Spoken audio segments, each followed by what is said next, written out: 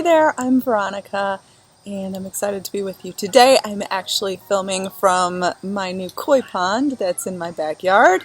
Something that I manifested. I manifested a beautiful 4-bedroom house. Behind me is the koi pond. So today's video is going to be all about creating balance in your mind in order to manifest your greatest desire.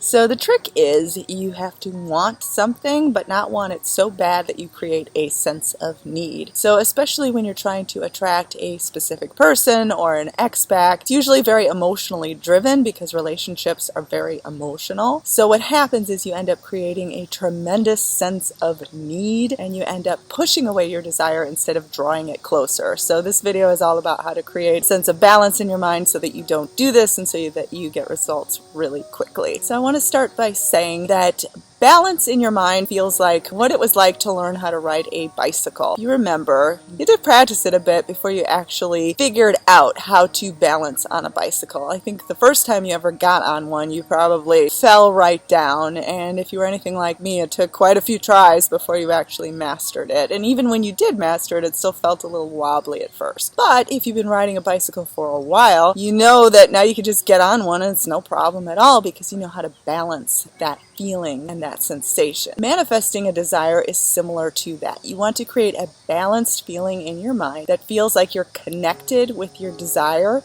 but you're not desperate for it.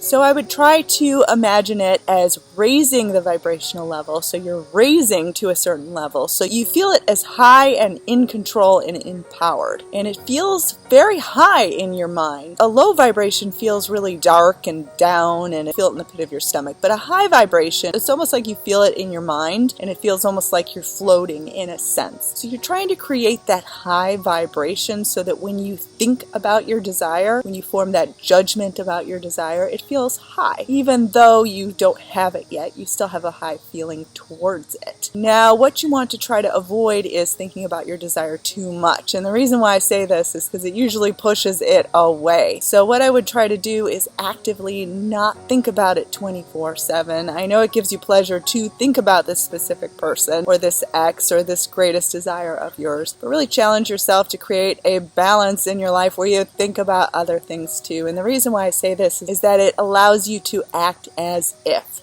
you had your desire, you would not be trying to manifest your desire. So by working on other things in your life that you enjoy and by genuinely connecting with those things, you are creating that balanced sense. Now, manifesting something doesn't take a secret formula to get you there. It isn't some magic trick. It isn't some skill that only some people know how to do. It's just aligning with what you feel is possible in your life. So I want you to try to strive for that connection and that passion for your desire, but also this nonchalant attitude where it doesn't feel like the end of the world if you don't have it. And that is really the trick, is being okay right now in this current moment so that you are not obsessed and saying, well, I have to have this or I can't be happy. You're allowed to feel good in this moment even though you don't have it yet. That is one of the things that allows it to come to you the easiest because you're releasing all of that resistance and all of that attachment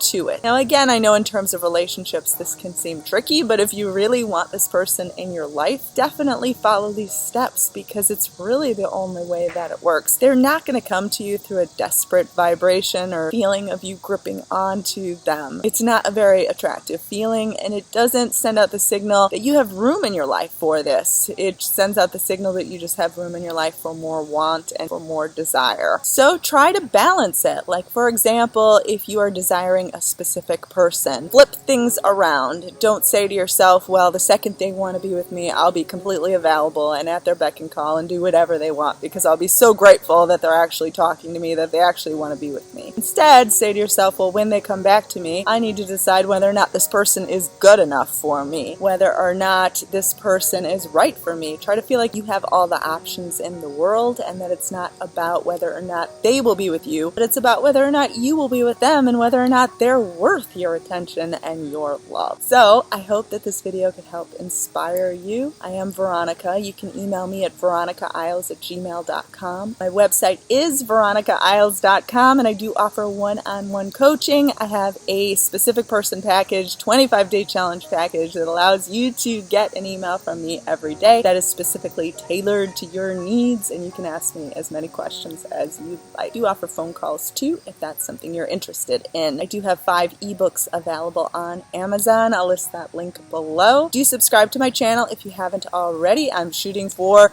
100 videos in 2018. I hope you have a wonderful day.